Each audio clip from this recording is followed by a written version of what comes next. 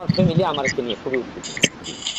যে আমাকে মেরে ফেলা হইতে পারে, আমাকে অপমান করা হইতে পারে, আমাকে ধরেন কত ধরনের বিপদ আসতে পারে। জি, এখন এগুলা তো বসে থাকলে তো চলবে না। কারণ নক্ষত্রেরও তো পতন হয়। আমার তো বিষয়টা এমন না যে এই নক্ষত্র হয়ে থাকতে হবে। পতন হলে চলে যাব। আমার তো যেভাবে আমি আছি তাতে যদি বুঝতাম যে খুব আরাম পাচ্ছি, তাহলে না হয় এখান থেকে চলে গেলে আমার কষ্ট হইতো। জি, আমার উজ্জ্বল পেইনটা তো আমার মধ্যে থাকবে না। জি, আমি তো কোনো প্রিভিলেজ নিচ্ছি না। কারণ আমি যদি সাথে পুলিশের গাড়ি থাকতো, পেয়ে পু পু করে যাচ্ছে, তারপর হচ্ছে গিয়ে অনেক টাকা পকেটে আছে।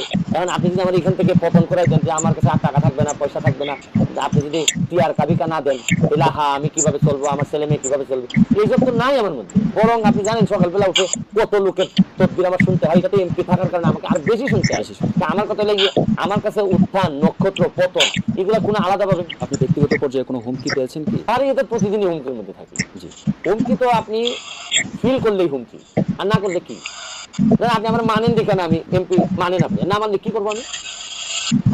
আমি আপনারটা আপনি খান, আমারটা আমি খাই। জি, জি, তো এইগুলা হুমকি-টুমকি আমি এভাবেই নিছি। জি, জি, যে ভাই হুমকি আসবে। আর জি, ইমাম সাহেবের দেশ তো না এটা। এইখানে হুমকি বিবেচনা করেই তো আমি আসছি। জি, এই দেশে বঙ্গবন্ধুরে মারে নাই। জাতির পিতারে মাইরে ফেলছে আমাদের মানুষরা। তাও খালি একা মারছে। মানে কত বড়, মানে মনে হয়েছে যে তার পুরা ফ্যামিলিকে ফ্যামিলি মাইরে ফেলতে হবে। তার ফ্যামিলি তো কোনো দোষ ছিল না। হুম, আমাদের চার নেতারে জেলের ভিতর গিয়ে মারছে কারা? পাকিস্তান যা মারছে না আমাদের লোকরা মারছে। আমাদের লোকজন আসছে। তাইলে আপনি এই দেশে বেজ্জত হবেন, নাহলে আমি এই দেশের ভালো চাইবেন, আপনি হয় মরবেন তাহলে বেজ্জত হবেন। জি, কারণ আমি দুইটার জন্য করছি। এটার জন্য আমার কাছে ওই প্রস্তুতর বিষয়টা এরকম না, এটা একেবারে নর্মাল। জি, আসবেন যাবেন পৃথিবী থেকে বিদায় নেবেন। এই যে আমরা লাশ নামাচ্ছি কবরে, জি, যখন আপনি রেগুলার লাশ নামাবেন আপনার হার্ট শক্ত অনেক হতে শক্ত থাকবে। হবে।